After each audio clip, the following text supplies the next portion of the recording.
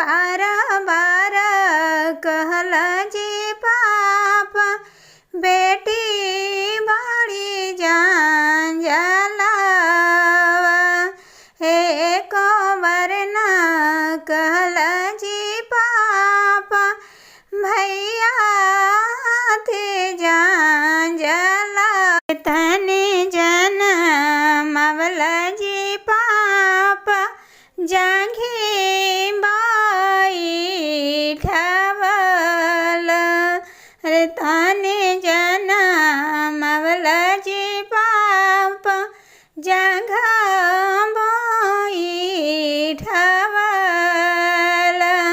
रे पापा जांघा बैठेंगे बेटी मम्मी के मुँहमा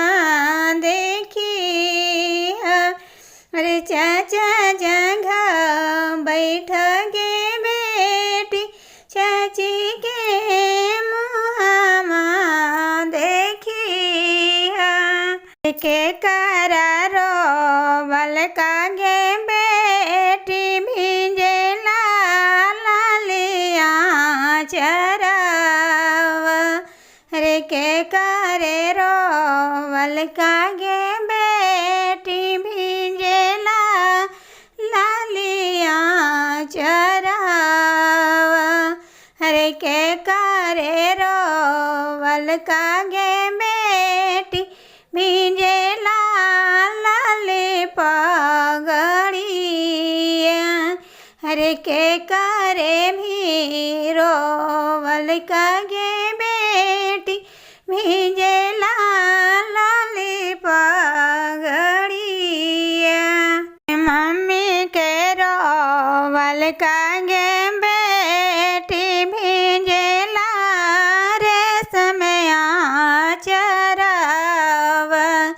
अरे मम्मी के रोवल का गे बेटी भिंजेला लाली चराव अरे पापा के रोवल का गे बेटी भिंजेला लाली पगड़िया रे पापा के रोवल का गे बेटी भिंजेला लाली पगड़िया बचपन से पोसल जी पाप भेजेला दूर देशवा अरे बचपन से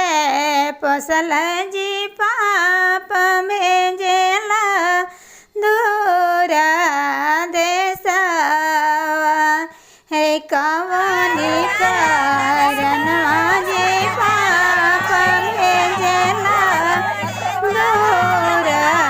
देशवा अरे कवनी कारण